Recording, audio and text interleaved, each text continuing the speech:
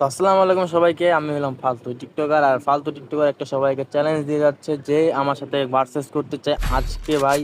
So তোমরা সবাই UID দিয়ে যাও, আমি ইউআইডি দিয়েছি, রিকোয়েস্ট পাঠাইবা আজকে আর কালকের মধ্যে। যারা আমার লাগে ভার্সেস করবা তারা ইউআইডি দিয়ে যাও।